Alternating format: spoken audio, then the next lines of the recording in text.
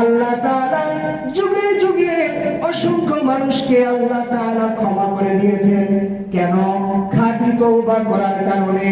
এমন তওবা করেছে যে তার তওবার মধ্যে কোনো ভেজাল ছিল না। এই ভেজাল না থাকার কারণে আল্লাহ তাআলা অনেক খুনি ব্যক্তিকেও মাফ করে দিয়েছেন। সহিহ বুখারী ও মুসলিমে একটা হাদিস এসেছে, বুখারীর 3470 নম্বর হাদিস।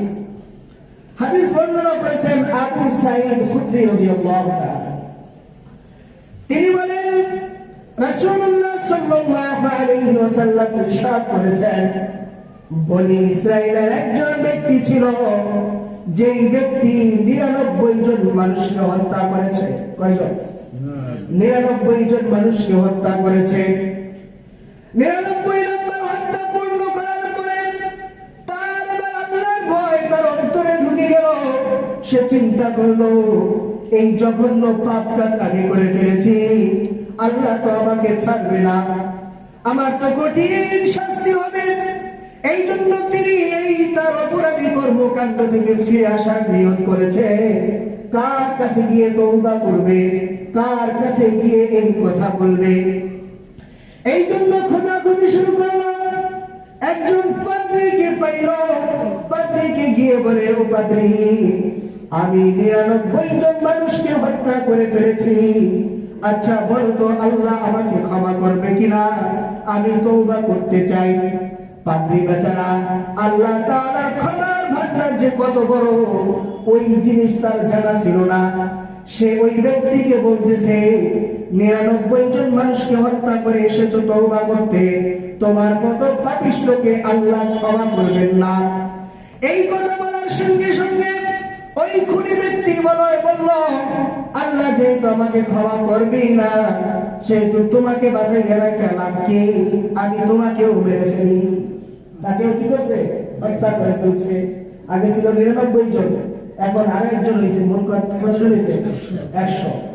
কিন্তু তার মন মানতেছে না যে আসলে আমি অন্যায় করে ফেলেছি, আল্লাহর কাছে আমার তওবা করতে হবে।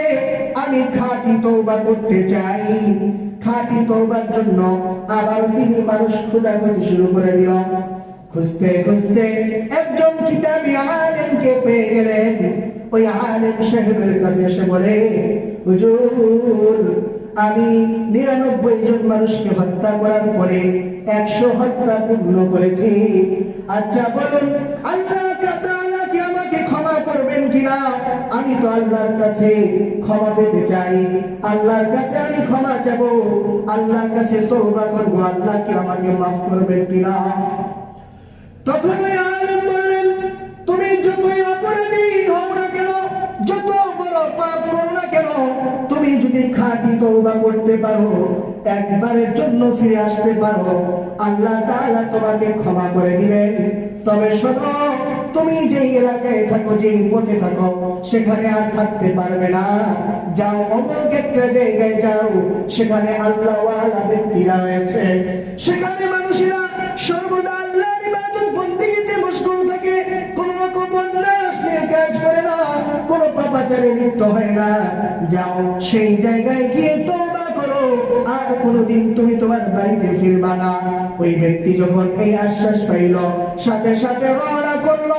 কিছু দূর যাওয়ার পরে তার মৃত্যুর সময় চলে আসলো। হঠাৎ তার মৃত্যু হয়ে গেল। আমরা সকলে এই বিষয়ে জানি, মৃত্যু হয়ে যাওয়ার পরে 2 দল ফেরেশতা আছে। একদল হলো আযাবের ফেরেশতা, তারা বদকারের রূহটাকে নিয়ে সিজ্জিনে নিয়ে যায়, জাহান্নামীদের রূহের সাথে মিলাইয়া দেয়। আর একদল আছে রহমতের ফেরেশতা, তারা একজন নেককার ব্যক্তির রূহটাকে নিয়ে আইলিয়িনে জান্নাতীদের রূহের সঙ্গে মিলিয়ে দেয়। 2 দল ফেরেশতা এসে উপস্থিত হয়ে গেছে। এবার 2 দল ফেরেশতা বলতেছে, এই ব্যক্তির রূহটাকে আমরা নিয়ে যাব। রহমতের ফেরেশতা বলে জান্নাতে নিয়ে যাব, আর আযাবের ফেরেশতা বলতেছে জাহান্নামে নিয়ে যাব। আল্লাহ তাআলা তাদের কাছে একজন ফেরেশতা পাঠাইলেন সমাধানের জন্য। ওই ফেরেশতার কাছে উভয় পক্ষ ফেরেশতারা সমাধান চাইল, আপনি আমাদের মাঝে একটা সমাধান করে দেন, এই রূহটা জান্নাতে যাবে নাকি জাহান্নামে যাবে? তখন ওই ফেরেশতা ফেরেশতা বলতেছে, আচ্ছা ঠিক আছে, আমি তোমাদের মাঝে একটা সমাধান করে দিচ্ছি। একটা কাজ করো, তোমরা দেখো এই বাড়ি, এই লোকটার বাড়ি থেকে সে যে তওবার পথে এসেছে, এই পথটা দূরবর্তী নাকি এই স্থান থেকে ওই তওবাকারীদের স্থান দূরবর্তী?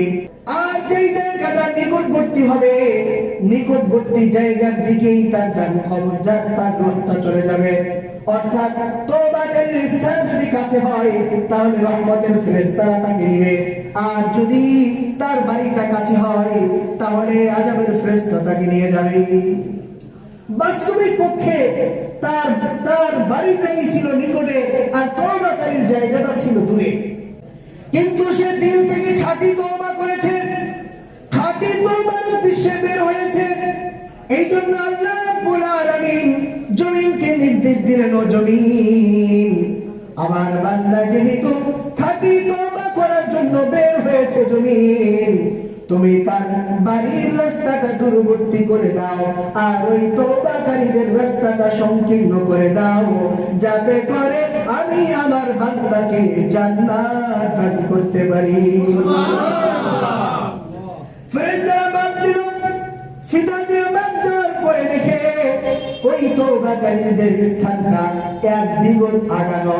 এবার তার রূহটা রহমতের ফেরেশতারা নিয়ে আইলিয়িনে রেখে দিল, যেখানে জান্নাতীদের রূহ থাকে।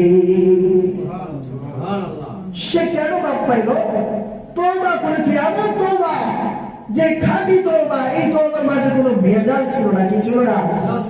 তবে তওবা করতে হবে, কি করতে হবে? তওবা করতে হবে, ফিরে আসতে হবে, ওই গুনাহ আর করা যাবে না।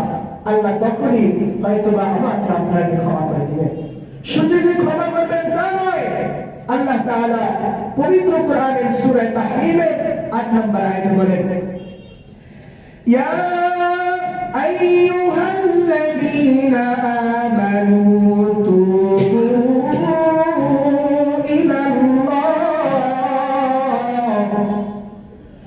তুবু ইলাল্লাহি তাওবাতান নাসুহা। আল্লাহ বলেন, হে আমার ইমানদার বান্দারা, তুবু ইলাল্লাহ, আমি আল্লাহর কাছে তওবা করো। কেমন তওবা করবা?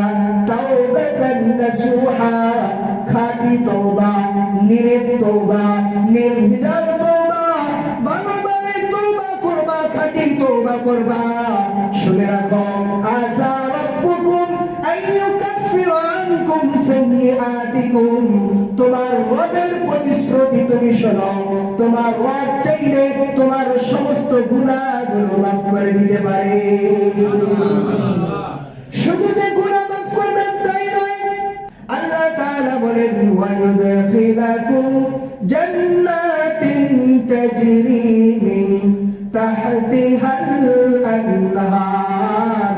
বান্দা, তুমি যদি খাঁটি তওবা করো, আমি যে তোমার গুনাহগুলো মাফ করে দেব। শুধু তাই নয়, বরং আমি তোমাকে এমন এক জান্নাত দান করব, যেই জান্নাতের পাদদেশ দিয়ে নহর প্রবাহিত হতে থাকবে।